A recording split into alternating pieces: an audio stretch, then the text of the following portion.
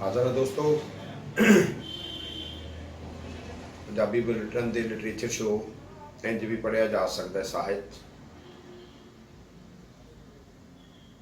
ਪਿਛਲੇ ਐਪੀਸੋਡ 'ਚ ਕੁਝ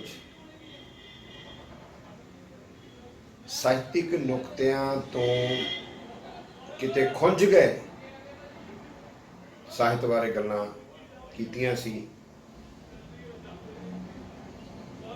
ਬਹੁਤ ਸਾਰੇ ਸਾਹਿਤ ਨਾਲ ਜੁੜੇ ਲੋਕਾਂ ਦੀਆਂ ਸਹਿਮਤੀਆਂ ਵਰਗੇ ਫੋਨ ਵੀ ਆਏ। ਕੁਝ ਦੋਸਤ ਅਸਹਿਮਤ ਵੀ ਸਨ। ਕਈ ਸਖਤ ਟਿੱਪਣੀਆਂ ਕਹਿ ਰਹੇ ਸੀ ਉਹ ਠੀਕ ਨਹੀਂ ਹੁੰਦੀਆਂ। ਬਜ਼ੁਰਗਾਂ ਬਾਰੇ ਕੀ ਕਹਿ ਰਹੇ ਸੀ, ਸਖਤ ਟਿੱਪਣੀਆਂ ਠੀਕ ਨਹੀਂ ਹੁੰਦੀਆਂ।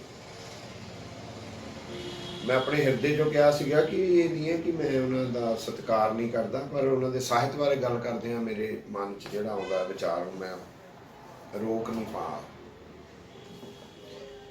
ਠੀਕ ਹੈ, ਸਾਰਿਆਂ ਨੂੰ ਰਾਜੀ ਵੀ ਨਹੀਂ ਕੀਤਾ ਜਾ ਸਕਦਾ ਹੁੰਦਾ, ਰਾਜੀ ਕਰਨੇ ਵੀ ਨਹੀਂ ਚਾਹੀਦੇ, ਕੁਝ ਨਾਰਾਜ਼ ਵੀ ਰਹਿਣੇ ਚਾਹੀਦੇ, ਤੁਹਾਡੇ ਮਨ 'ਚ ਵੀ ਕੁਝ ਕਈ ਗੱਲਾਂ ਰਹਿਣੀਆਂ ਚਾਹੀਦੀਆਂ ਹੁੰਦੀਆਂ। ਜੀਵਨ ਹੈ ਨਾ, ਜੀਵਨ ਤਾਂ ਇੱਕ ਪੱਧਰਾ ਸਿੱਧ ਪੱਧਰਾ ਨਹੀਂ ਹੁੰਦਾ, ਇੰਨਾ ਸੌਖਾ ਨਹੀਂ ਹੁੰਦਾ ਕਿ ਤੁਸੀਂ ਵਡਿਆਈਆਂ ਹੀ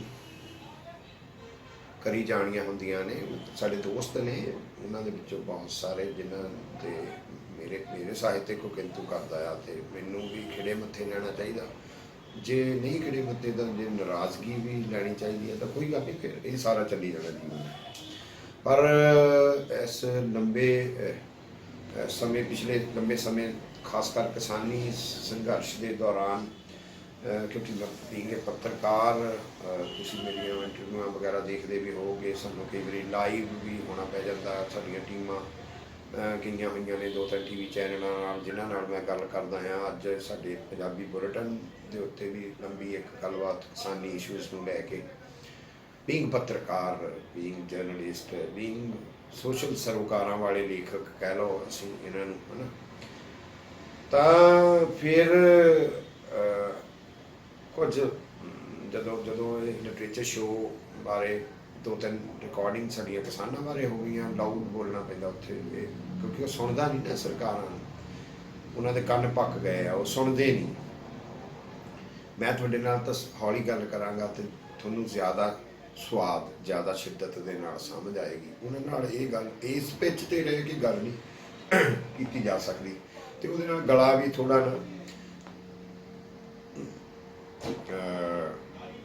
ਨਰਮ ਪੈ ਜਾਂਦਾ ਹੈ। ਆਵਾਜ਼ ਲਗਾਤਾਰ ਤੁਸੀਂ ਬੋਲੀ ਜਾ ਰਹੇ ਹੋ, ਉੱਚੀ ਬੋਲੀ ਜਾ ਰਹੇ ਹੋ। ਪਰ ਸਾਹਿਤ ਦੀ ਗੱਲ ਤਾਂ ਮੈਂ ਅਦਰਵਾਈਜ਼ ਵੀ ਮਨ ਵੀ ਥੋੜ੍ਹਾ ਜਿਹਾ ਨਾ ਦਰਵਿਤ ਹੋਇਆ ਪਿਆ ਕਿ ਯਾਰ 8 ਡਿਗਰੀ ਟੈਂਪਰੇਚਰ ਦੇ ਵਿੱਚ ਕੱਕਰ ਪੈਣੀ ਸ਼ੁਰੂ ਹੋ ਗਏ ਆ।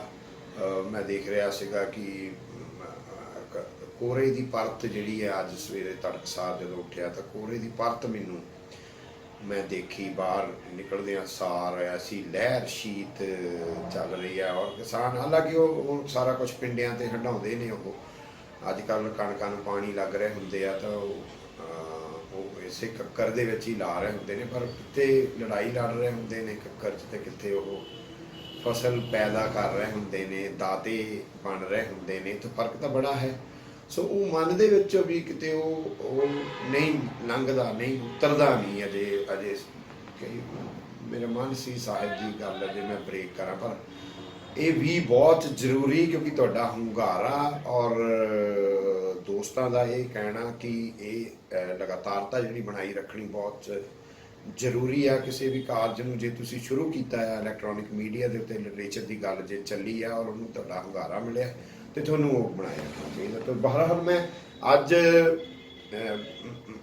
ਜਿਹੜੇ ਮੈਂ ਜਿਹਨਾਂ ਨੂੰ ਬਹੁਤ ਪਿਆਰ ਕਰਦਾ, ਮੇਰੇ ਦੋਸਤ ਨੇ ਭੁਪਿੰਦਰਪ੍ਰੀਤ ਔਰ ਵਿਪਨਪ੍ਰੀਤ ਹੋਰੀ, ਦੋਵਾਂ ਦੀਆਂ ਪਿਛਲੇ ਸਮੇਂ ਦੇ ਵਿੱਚ ਕਿਤਾਬਾਂ ਆਈਆਂ ਸੀ ਪੰਜਾਬੀ ਸਾਹਿਤ ਦੇ ਵਿੱਚ। ਇਹ ਰੋਚਕਾਂ 'ਚ ਖਾਸ ਕਰਕੇ ਇਹ ਘਾਟ ਹੈ ਕਿ ਨਵੇਂ ਸਾਹਿਤ ਨੂੰ ਦੇ ਨਾਲ ਮੱਥਾ ਨਹੀਂ ਮਾਰਨਾ, ਨਵੇਂ ਸਾਹਿਤ ਨਾਲ ਮੱਥਾ ਨਹੀਂ ਮਾਰਨਾ, ਗੇਜ ਦੇ ਸਾਹਿਤ ਨੂੰ ਹੀ ਵਡਿਆਈ ਤੁਰੇ ਜਾਣਾ ਹੈ। ਉਹੋ ਹੀ ਤੂਤਾਂ ਵਾਲੇ ਖੂਹ 'ਚੋਂ ਬਾਹਰ ਨਹੀਂ ਆਉਣਾ ਹੈ। ਨਾਵਲ ਸਾਡਾ ਕਿਤੇ ਦਾ ਕਿਤੇ ਚਲੇ ਗਿਆ, ਅਸੀਂ ਤੂਤਾਂ ਵਾਲੇ ਖੂਹ 'ਤੇ ਖੜੇ ਹਾਂ, ਅਸੀਂ ਨਾਨਕ ਸਿੰਘ, ਤੇ ਫਿਰ ਮੈਂ ਉਹੀ ਵਾਰ-ਵਾਰ ਮੇਰੇ ਜ਼ਿਹਨ 'ਚ ਆਉਂਦੀ ਹੈ ਗੱਲ। ਜਿਹੜਾ ਨਵਾਂ ਆ ਰਿਹਾ ਅਸੀਂ ਉਹਨੂੰ ਵੈਲਕਮ ਨਹੀਂ ਕਰਦੇ, ਸਾਨੂੰ ਆਪਣੀ ਗੇਜ ਤੋੜਨੀ ਪੈਣੀ ਆ ਨਵੇਂ ਸਾਹਿਤ ਬਾਰੇ। ਤਾਂ ਵਿਪਨਪ੍ਰੀਤ ਹੋਰਾਂ ਦੀ ਕਿਤਾਬ ਮੇਰੇ ਮਨ 'ਚ ਸੀ। ਰਫੂਗਰ ਕਿਤਾਬ ਹੈ, ਆਟਮ ਆਰਟ ਵਾਲਿਆਂ ਨੇ ਇਹ ਛਾਪੀ ਹੈ। अच्छी किताब छापी हुई है, बहुत ज़्यादा खूबसूरत टाइटल, डिज़ाइन, कागज़, बाइंडिंग, क्रांति आई हुई है। वैसे तो अजकल प्रिंटिंग की लाइन दे विच पंजाबी च भी विपनप्रीत की रफूगर किताब बारे फिर मैं कुछ नोट्स लिख लै। पहला मैं छोटे ਜਿਹੇ नोट लैके तो उहदे गल्लां जवानी कलामी करदा हुंदा सीगा। जवानी कलामी भी कुछ गल्लां करांगे पर मैं कुछ ਜਿਹੜੇ ਨੋਟ ਲਏ ਨੇ ਉਹਨਾਂ ਨੂੰ ਪੜ੍ਹ ਕੇ ਕੁਝ ਨੁਕਤੇ ਤੁਹਾਡੇ ਦੇ ਨਾਲ ਉਹ ਵਿਚਾਰ ਕਰਨੇ ਚਾਹਾਂਗਾ। ਵਿਪਨਪ੍ਰੀਤ ਦਾ ਕਾਵਿ ਸੰਗ੍ਰਹਿ ਹੈ ਰਫੂਗਰ। ਰਫੂਗਰ ਅਸੀਂ ਸਾਰੇ ਜਾਣਦੇ ਹਾਂ। ਤਾਂ ਇੱਕ ਪਹਿਲਾ ਨੁਕਤਾ ਮੇਰੇ ਜ਼ਿਹਨ 'ਚ ਜਿਹੜਾ ਆਇਆ ਕਿ ਉਹਦੀਆਂ ਦੋ ਆਮਣੇ ਸਾਹਮਣੇ ਕਵਿਤਾਵਾਂ ਨੇ। ਪਹਿਲੀ ਹੈ ਖਿਜ ਤੇ ਦੂਸਰੀ ਹੈ ਬਾਕੀ। ਇਹ ਦੋਵੇਂ ਕਵਿਤਾਵਾਂ ਇੱਕ ਕਨਸੋ ਦੇ ਰਹੀਆਂ ਨੇ। खिज कह रही है कि कोई परिवारक पात्र है, ਉਹਦੇ ਸਾਹਮਣੇ पति है, पितरी सत्ता, सारा वृतांत पैट्रियार्कल पहुंच दर्शा रहा है। औरत के मन च कोई दहर है, वो कमीज का रंग भुल गई है, बटना की गिनती बार बार भुल रही है। उन्हें किसी अधिक भै की कड़सो आ रही, वो किल्ली नहीं लभ रही। नहीं तो साडे कोल अजिहा समाज भी है जिस विच एक वक्त ये भी आ जाता है कि औरत पात्र कहती है आसमानी मेरा घग्गरा मैं केस किली टंगा नहीं मैं औस किली टंगा नहीं मैं औस। साडे कोल ये औरत भी है पर विपन दी औरत करैक्टर नूं किल्ली नहीं लभ रही।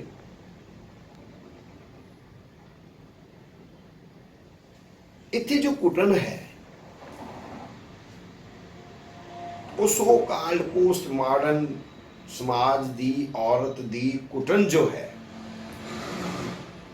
ये कुटन बहुत परेशान करती। विपन दे इसे पात्र दी निशानदेही ओदियां कई होर कवितावां च भी हो जाती है। ट्रैवल करता है, ये पात्र ट्रैवल करता है। कुटन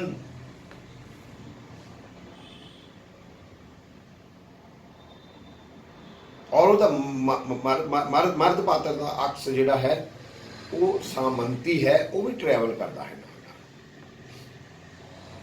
एक अणदिस दी धौंस है, दिखती नहीं है। खूबसूरत गल की कविता की खूबसूरत है कि धौंस है, दिखती नहीं है।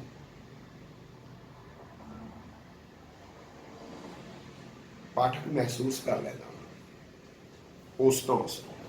विपन की कविता की पहली खूबसूरत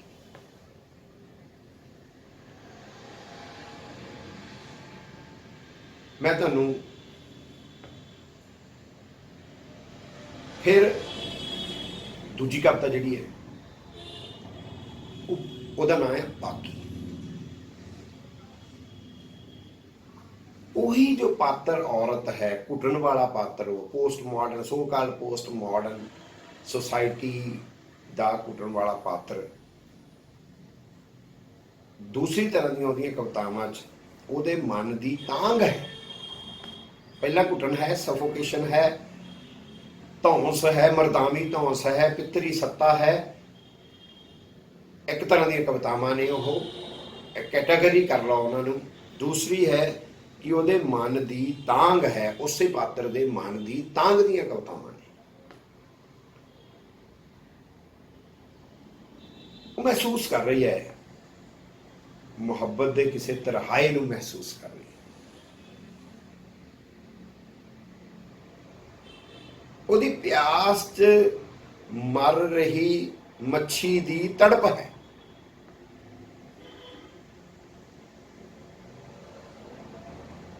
पर समाज दे किसी उसे तरह दे सामंती जगीरू अणदिखदी धौंस ने उहदे पैरां नूं संगल पा लैने, बल मार लिया। उहदे मन च, उहदे पात्र दे मन च कसक तां है पर वो सोहनी वांग चना पार करन वर्गा जेरा जिहड़ा आ वो पात्र च नहीं है।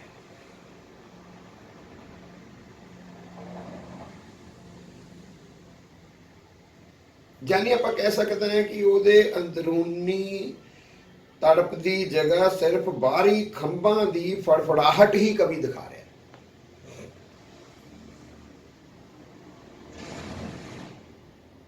शायद कवि के मन च भी किते ना किते कोई अधिक भै तुहानूं लभ जाएगा। तुसीं इन्हां कवितावां च महसूस कर जाओगे। मैं दोवें कवितावां तुहाडे नाल साझीआं करदा। खिज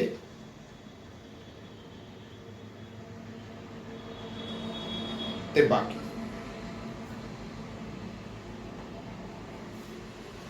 खिज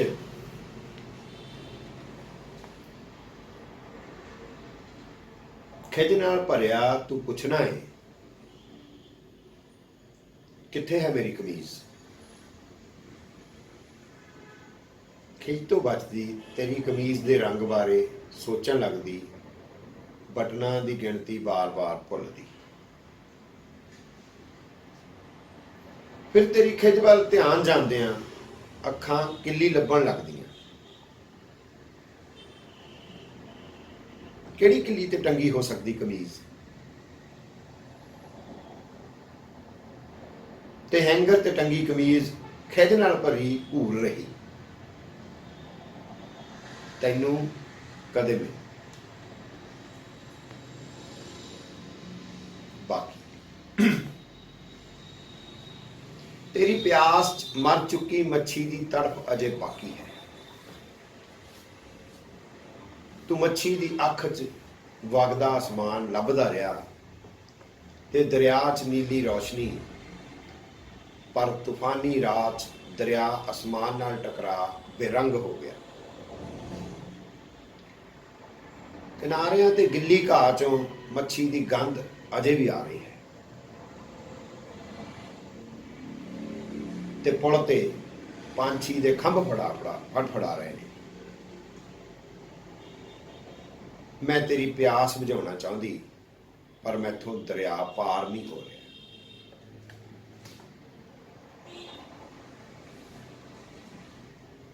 तीसरा नुकता इसे तरह हुण फिर दो कवितावां साडे सामने ने। एक है आखिरी पल, दूसरी है नॉमिनेशन।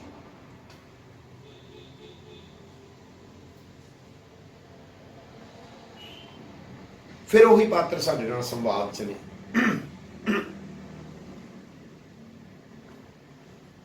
ਉਹਨੂੰ कह रही है कि तू अतीत भुल के मैनू नवे सिरे तो मिल।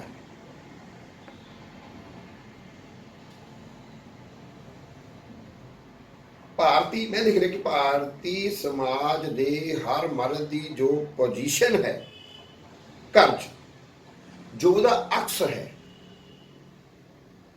फिर एक बार उभरदा है। कवि कुछ कह रहा है पर ਉਹਦੇ शब्द की शक्ति है कि पाठक के मन च जो पैरलल उभर रहा है, पैरलल टैक्स बन रही है जी, वो उही मक्कार चेहरा है। पर वो कह रही है कि तू मैनू पहले पल वांग मिल, अतीत त्याग के। वो पिछला समा भुल जाना चाहती है। पर मर्द की है साडा? फिर सवाल ही बनया रहिंदा, सवालिया बनया रहिंदा। ਉਹਦਾ वर्जन गायब है कविता चो, विपन की कविता चो उस मर्द का वर्जन जिहड़ा है वो गायब है। पर ਉਹਦਾ वर्जन की है?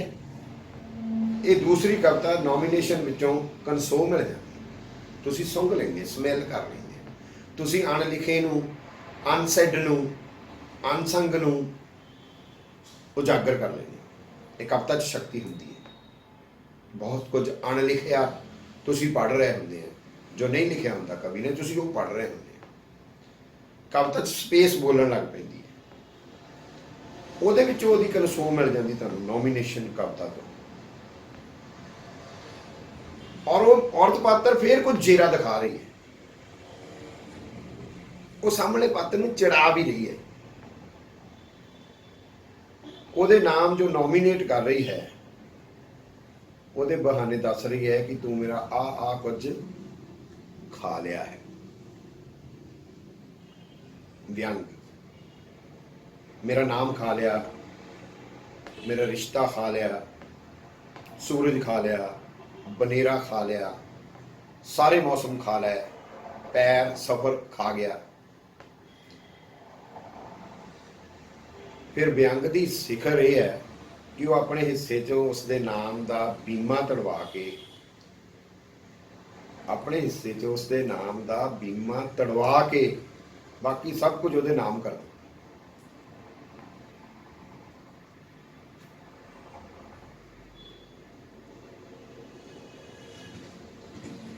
ਵਿਪੰਦੀਆਂ ਦੋਵੇਂ ਕਵਿਤਾਵਾਂ ਆਪਾਂ ਫੇਰ ਕਰਦੇ, ਆਖਰੀ ਪਲ ਤੇ ਨੋਮੀਨੇਸ਼ਨ।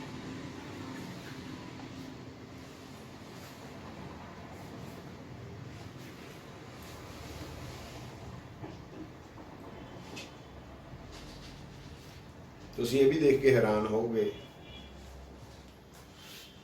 ਕਿ ਮੈਂ ਤੀਜੇ ਨੁਕਤੇ ਤੇ 154 155 ਪੇਜ ਦੀਆਂ ਕਵਿਤਾਵਾਂ ਪੜ੍ਹੀਆਂ ਨੇ।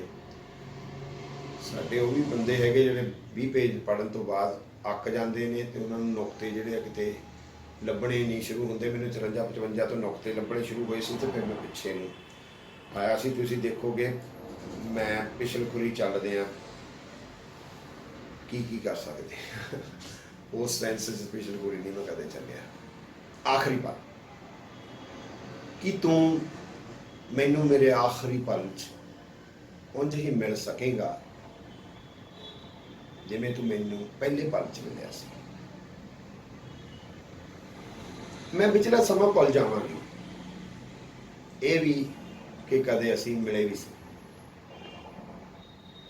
बहुत गहरी गल है। नॉमिनेशन,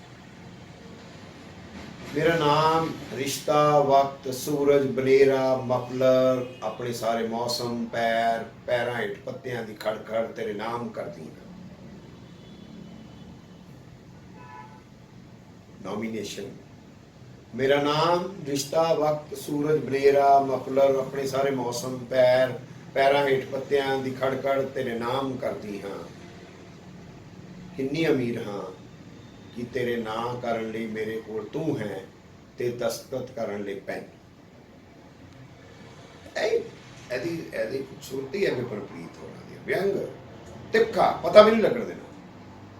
किन्नी अमीर हाँ कि तेरे नां करन लई मेरे कोल तू है ते दस्तखत करन लई पेन ते तेरियां अखां दी चमक तेरा अज तेरी कविता अपने नाम कर दी। मैं अपने हिस्से चों तेरे नां दा बीमा तोड़वा बाकी सब तेरे नाम नॉमिनेशन कर दी।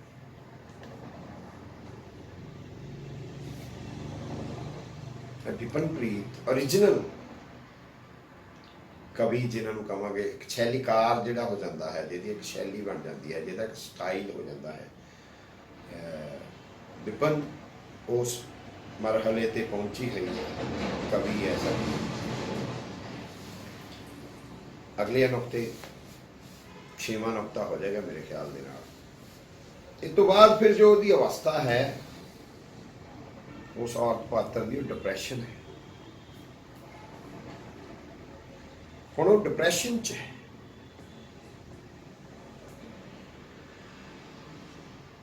विपन दी कवितावां पढ़दे मैनूं लगा कि हाँ मैनूं उम्मीद यही सी कि जो जो जिवें वो बयान कर रही है, जिवें बयान कर रही है, वही डिप्रैशन च जाएगी, डीप डिप्रैशन च जाए।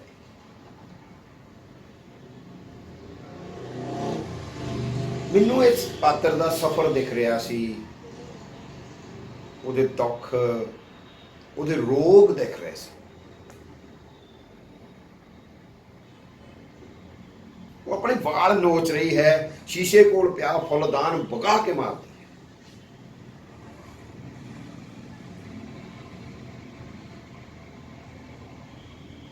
एडी भी गल नहीं है। फिर ਇੱਕ ਥਾਂ ਦੇ ਉੱਤੇ ਮਾਲੀ ਦੀ ਆਵਾਜ਼ 'ਚ ਕੁਝ ਪੋਜ਼ਿਟਿਵ ਲੱਭਣ ਦੀ ਕੋਸ਼ਿਸ਼ ਕਰਦੀ ਹੈ, ਪਰ ਇਹੀ ਕਵਿਤਾ ਇੱਕ ਸ਼ਬਦ ਪਰ ਉੱਪਰ ਖਤਮ ਕਰਕੇ ਉਹ ਜਿਹੜੀ ਉਹ ਉਮੀਦ ਜਾਗਦੀ ਹੈ ਪਾਠਕ ਦੇ ਮਨ 'ਚ, ਉਹ ਵੀ ਚੰਗੀ ਲੱਗਦੀ ਹੈ। ਨਾ ਉਮੀਦੀ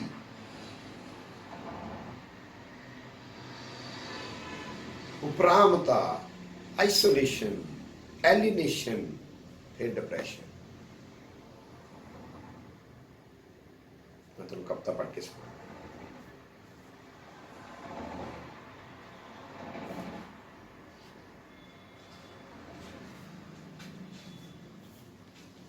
कविता का नाम है डिप्रेशन। अपने वाल नोचदी शीशे ते कोमल पिया फुलदान वगा के मारदी हाँ, किरचां सारे पासे खिलर जांदियां, नकली फुल खूंजे च डिगे डरे हुए बच्चे वांग सिमटे पै। बाहर माली दे गुणगुणाउण दी आवाज़ आ रही, वो फुल्लां दी नवीं पनीरी उगा रहा। बाग च डिगियां कुछ किरचां फड़ाउंदा कहंदा है, यही वक्त हुंदा पनीरी बीजण दा, प्लास्टिक दे फुल खुशबू नहीं दिंदे। अपने वाल संवारदी फुलदान नूं जोड़न दी कोशिश करन लगदी, पर बहुत सारे सवाल, बहुत सारे एहसास, 160-70 पन्ने की किताब है। बहुत कवितावां ने, बहुत नवीं कवितावां ने, बहुत नवेकलियां कवितावां ने। नरम दिल, नरम भावी, कोमल भावी कवि दियां लिखियां हुई कवितावां ने उस औरत दे संकट दियां कवितावां ने ਜਿਹੜੀ ਅੱਜ ਦੀ औरत है, ਜਿਹੜੀ ਕਹਿਣ ਨੂੰ ਤਾਂ पोस्ट मॉडर्न ਸਮਿਆਂ ਚੋਂ ਲੰਘ ਰਹੀ है, पर किते ਜਿਹੜੇ अणदिखदी धौंस है, अणदिखदा दाबा है, सभ्याचारक दाबा है, कल्चरल दाबा है, पैट्रियार्कल दाबा है, उस भाषाई दाबा है, ਉਹਦੇ ਤੇ ਪਤਾ ਨਹੀਂ ਕਿਹੜੇ ਕਿਹੜੇ ਦਾਬਿਆਂ ਚੋਂ ਨਿਕਲਦਿਆਂ ਉਹ ਆਜ਼ਾਦ ਹੁੰਦਿਆਂ ਵੀ ਡਿਪਰੈਸ਼ਨ 'ਚ ਫੁੱਲਦਾਨ ਜੋੜਨਾ ਚਾਹੁੰਦੀ ਹੈ ਉਹ, ਪਰ ਜਿਹੜਾ ਲਫ਼ਜ਼ ਹੈ ਉਹਦਾ ਪਿੱਛਾ ਨਹੀਂ ਛੱਡ ਰਿਹਾ। वो डिप्रेशन च है, वो डिप्रेशन चो निकलना चाहती है, पर और यही यथार्थ है साडे समाज का, अज के समाज का यथार्थ है जिन्होंने विपन ने फड़िया है। मेरे कुछ नुकते ने उन्होंने किताब बारे मेरी टिप्पणी है कि विपन को 2 पात्र ने, मर्द ते औरत। मर्द मक्कार है, औरत डिप्रेशन च है।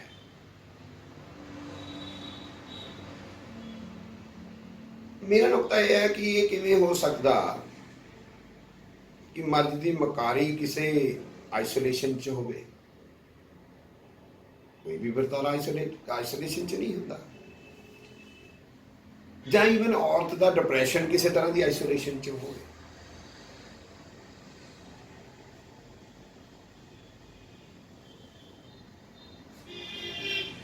इस सारे ने किसी ਵਰਤਾਰੇ ਦੀ ਕਨਸੋ ਵੀ ਦੇਣੀ ਹੁੰਦੀ ਆ। ਇਸ ਕਵਿਤਾ ਚੋਂ ਉਸ ਵਰਤਾਰੇ ਦੀ ਕਨਸੋ ਗਾਇਬ ਆ ਜਿਹੜੇ ਵਰਤਾਰੇ ਚੋਂ ਲੰਘਦਿਆਂ ਪਾਤਰ ਮੱਕਾਰ ਹੁੰਦੇ ਨੇ ਤੇ ਪਾਤਰ ਡਿਪਰੈਸ਼ਨ 'ਚ ਚਲੇ ਜਾਂਦੇ। ਇਹ ਖੱਪਾ ਹੈ ਇਸ ਕਵਿਤਾ। ਇਹ ਕਵਿਤਾ ਹੋ ਕੇ ਵੀ ਕਵਿਤਾ ਨਹੀਂ ਰਹਿੰਦੀ। कविता का काम केवल निज के कीड़े कढ़ना नहीं होंदा। ये दोवें पात्र ऐ लगता जिवें किसी समाज चों पैदा नहीं हो रहे।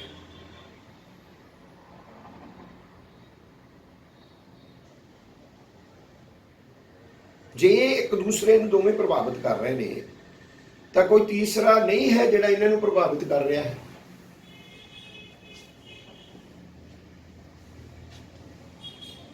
ਇਹਨਾਂ ਦਾ ਜਿਹੜਾ ਵਿਹਾਰ ਆ ਉਹ ਸਾਰਾ ਕੁਝ ਸੰਬੰਧਾਂ ਚੋਂ ਹੋ ਕੇ ਕਿਉਂ ਨਹੀਂ ਨਿਕਲ ਰਿਹਾ ਵੀ, ਸਮਾਜਿਕ ਸੰਬੰਧਾਂ ਚੋਂ।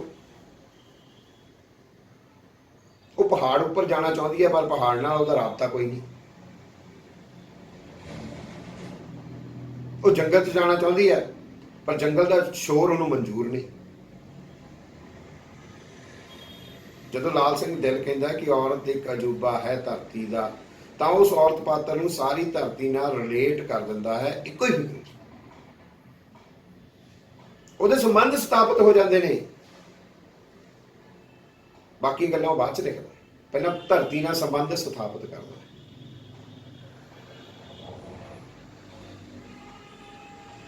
ਪਹਿਲੀ ਸਤਰ ਨਾਲ ਹੀ ਉਹਨੂੰ ਕਿਸੇ ਆਈਸੋਲੇਸ਼ਨ ਚ ਨਹੀਂ ਰਹਿਣ ਦਿੰਦਾ, ਕਿਸੇ ਆਈਸੋਲੇਟਡ ਵਰਤਾਰੇ ਚ ਨਹੀਂ ਰਹਿਣ ਦਿੰਦਾ, ਪੂਰੇ ਬ੍ਰਹਿਮੰਡ ਨਾਲ ਜੋੜ ਦਿੰਦਾ ਉਸ ਔਰਤ ਨੂੰ। ਔਰਤ ਇੱਕ ਅਜੂਬਾ ਹੈ ਇਸ ਧਰਤੀ ਦਾ।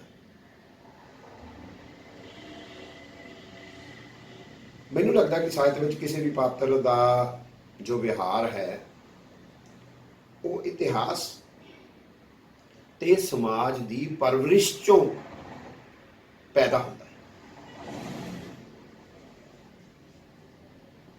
ਕਵਿਤਾ ਦਾ ਇਹੀ ਕਾਰਜ ਹੁੰਦਾ। ਬਹੁਤ ਖੂਬਸੂਰਤ ਕਵਿਤਾ ਹੁੰਦਿਆਂ ਇਹਨਾਂ ਨੁਕਤਿਆਂ ਕਰਕੇ ਕਵਿਤਾ ਕਿਤੇ ਰਹਿ ਗਈ।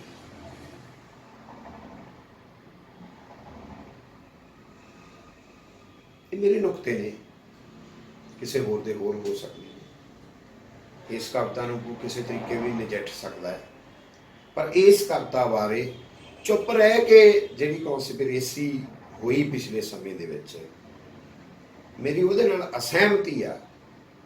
ਇਹਨਾਂ ਕਵਿਤਾਵਾਂ ਦੇ ਉੱਤੇ ਸਾਡੇ ਵਿਦਵਾਨਾਂ ਨੂੰ, ਮੇਰੇ ਵਰਗਾ ਤਾਂ ਇੱਕ ਸਧਾਰਨ ਪਾਠਕ ਹੈ, ਸਧਾਰਨ ਲੇਖਕ ਦੇ ਤੌਰ ਦੇ ਉੱਤੇ ਮੈਂ ਗੱਲਾਂ ਕਰਨ ਲੱਗ ਪਿਆ। ਪੱਤਰਕਾਰ ਹੈਗਾ, ਗੱਲਾਂ ਬਣਾਉਣੀਆਂ ਆ ਜਾਂਦੀਆਂ ਨੇ ਪੱਤਰਕਾਰਾਂ ਨੂੰ, ਨੁਕਤੇ ਕਈ ਵਾਰ ਨਹੀਂ ਵੀ ਬਣਦੇ। ਮੈਨੂੰ ਥੋੜ੍ਹੇ ਜਿਹੇ ਨੁਕਤੇ ਵੀ ਆ ਗਏ, ਮੈਨੂੰ ਇਹ ਵੀ ਪਤਾ ਐਡੀ ਗੱਲ ਵੀ ਨਹੀਂ।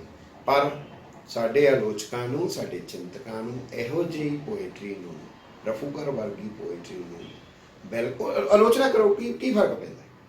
ਆਲੋਚਨਾ ਕਰੋ, ਕੋਈ ਫਰਕ ਨਹੀਂ ਪੈਂਦਾ। ਵਿਪਨ ਨੂੰ ਕੋਈ ਫਰਕ ਨਹੀਂ ਪਏਗਾ, ਵਿਪਨਪ੍ਰੀਤ ਨੂੰ। ਮੈਂ ਉਹਦੀ ਆਲੋਚਨਾ ਕਰ ਰਿਹਾ ਉਹਦੀ ਕਿਤਾਬ ਦੀ, ਪਰ ਮੈਂ ਉਹਦੀ ਕਿਤਾਬ ਨੂੰ ਵੈਲਕਮ ਕਹਿ ਰਿਹਾ। ਔਰ ਪਾਠਕ ਨੂੰ ਇਸ ਰਫੂਕਰ ਨੂੰ ਪੜ੍ਹਨ ਲਈ ਜ਼ਰੂਰ ਮੈਂ ਰਿਕੁਐਸਟ ਕਰਾਂਗਾ ਕਿ ਇਹ ਕਿਤਾਬ ਪੰਜਾਬੀ ਪਾਠਕ ਨੂੰ, ਨਵੇਂ ਪਾਠਕ ਨੂੰ, ਖਾਸ ਕਰ ਨੌਜਵਾਨ ਪਾਠਕ ਨੂੰ, ਖਾਸ ਕਰ ਜਿਹੜੇ ਕਵਿਤਾ ਨਾਲ ਜੁੜੇ ਹੋਏ ਨੇ ਨੌਜਵਾਨ, ਉਹਨਾਂ ਨੂੰ ਇਹ ਕਿਤਾਬ ਰਫੂਕਰ ਜ਼ਰੂਰ ਪੜ੍ਹਨੀ ਚਾਹੀਦੀ ਹੈ। Thank you.